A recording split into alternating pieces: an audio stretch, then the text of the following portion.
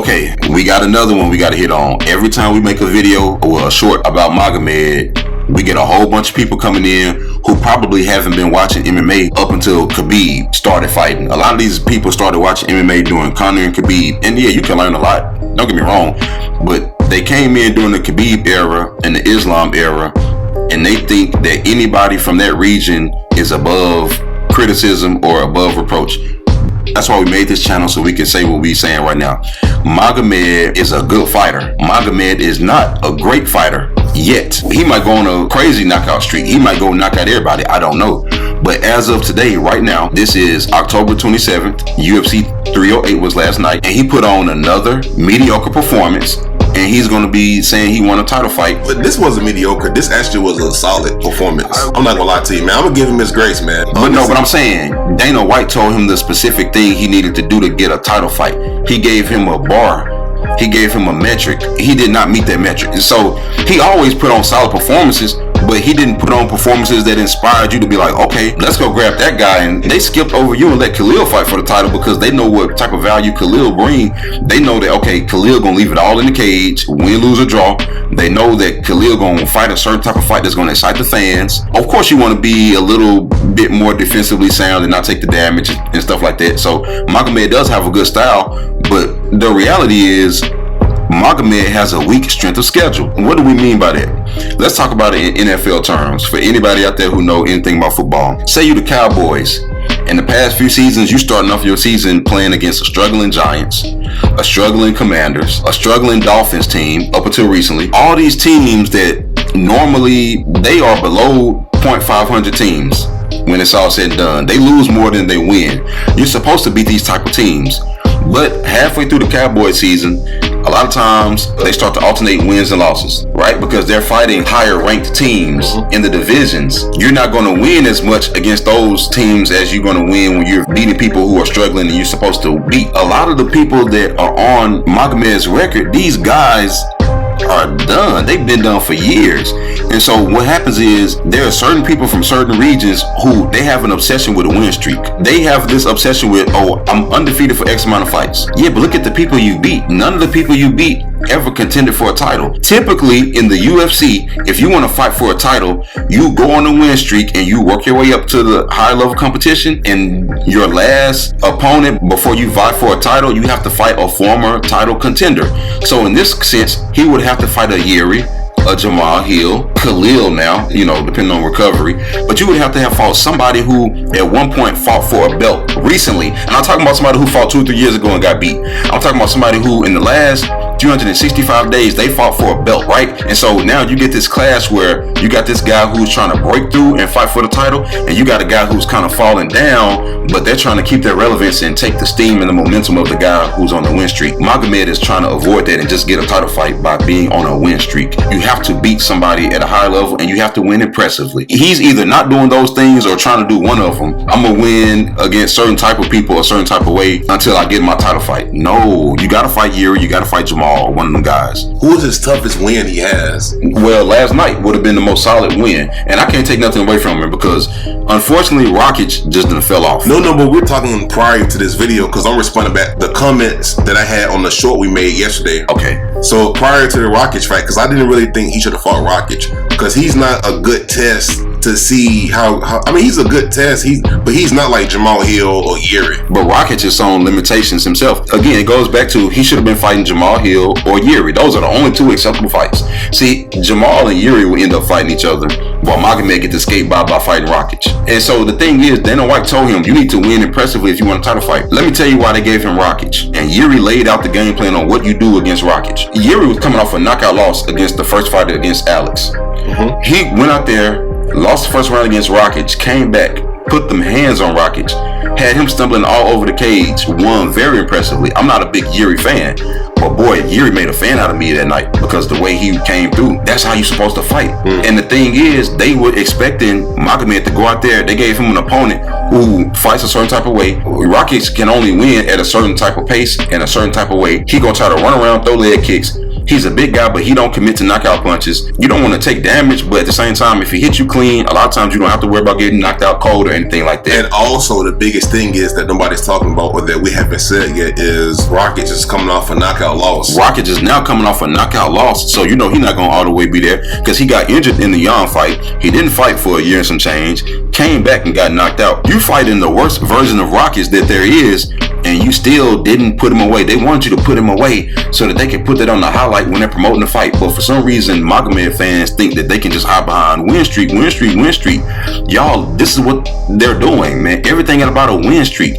That's why people like Charles is higher ranked than Khabib, even though Charles got a lot more losses and Khabib was undefeated, because it ain't always about being undefeated all the time. And also, we're talking about the UFC's light heavyweight division. The light heavyweights and the heavyweights, we need finishes, man. We need knockouts. In combat sports, normally in higher weight classes, when you talk about boxing, when you talk about heavyweight, and what's the weight class below that? Cruiserweight? Yeah, cruiserweight. And when you talk about those type of weight classes, they have been known for getting finishes. These are the divisions where you get the lights put out for sure. That's why they say heavyweights are the baddest men on the planet.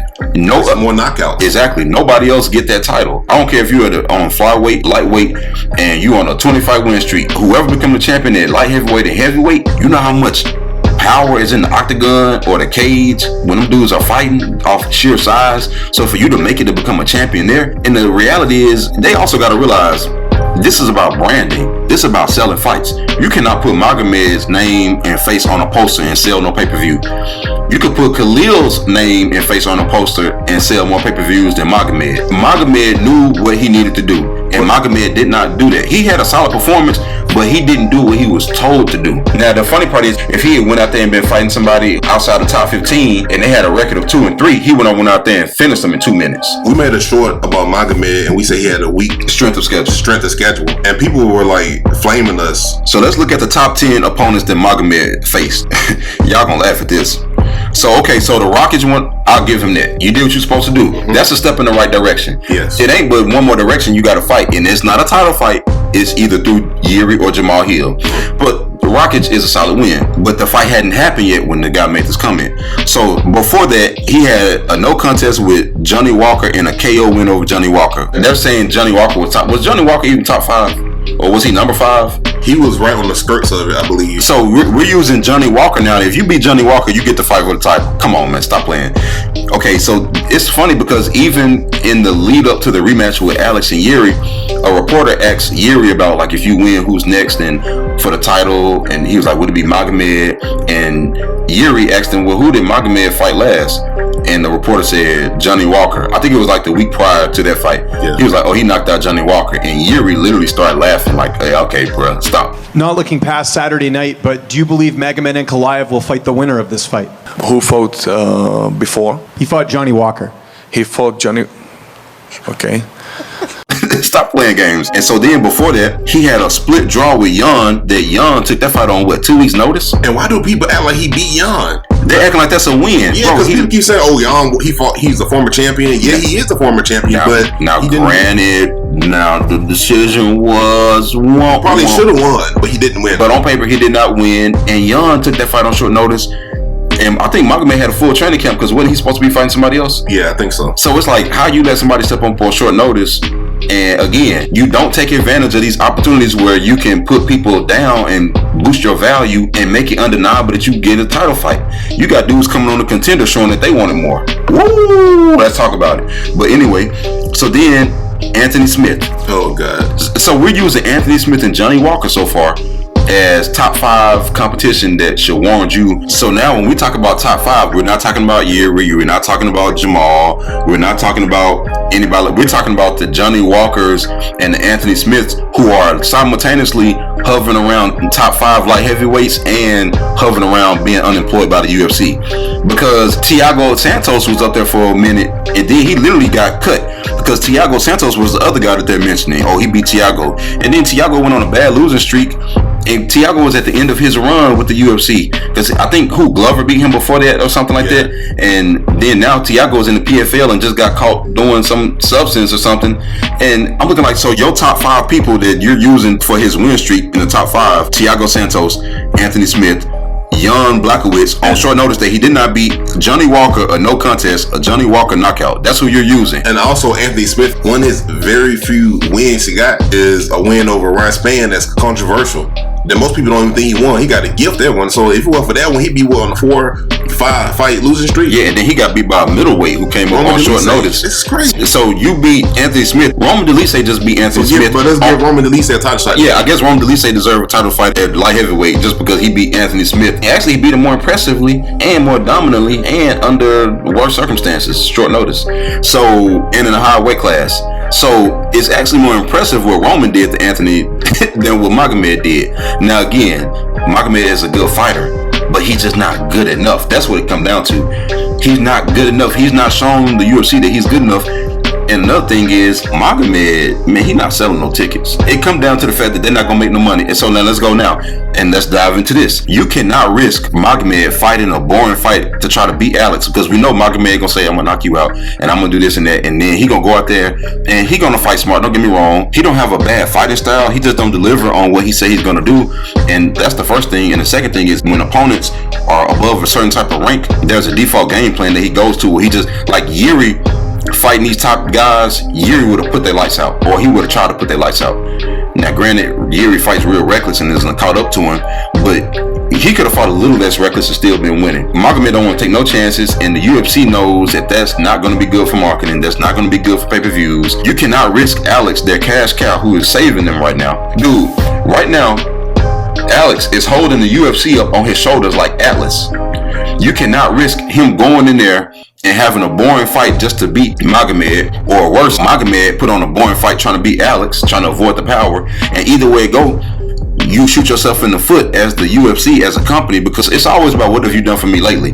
Alex can win these exciting fights, but if he go in there and have a bad fight with Magomed, that's going to put a stain on things. Also, you got to understand, if Magomed is cherry picking now before he get a title shot, imagine whenever he become champion. Nobody's talking about this, man, but we've had champions before in the UFC. Chris Weidman. And like, they cherry picked opponents and they fought the weakest. You really think that he gonna give Alex a rematch if he beats And that's Alex? Another thing, I'm glad you said that. A lot of times these guys who act like they entitled to a title fight, they won't even give nobody a title fight. These are the same guys who, if they get the belt, they're going to try to hold on to it as long as possible, because there's nothing wrong with that. But they would do everything in their power to avoid a rematch. Versus Alex gave Izzy a rematch when he beat him. He gave Jiri a rematch. Like, these guys got a certain type of honor, but I don't get that. And again, I don't know Magomed personally, but I know that fighters like that, they normally, they don't want to give you no rematch. He gonna man. be fighting Johnny Walker. He gonna be fighting Johnny Walker, his first title defense. Bring back Ion Kudalaba and let's do the trilogy there, and then let's extend his win streak, because that's all they really care about. If he ain't fighting Jamahal Jiri now, before, you think he gonna fight him when he become champion? Absolutely not. He's not gonna do it.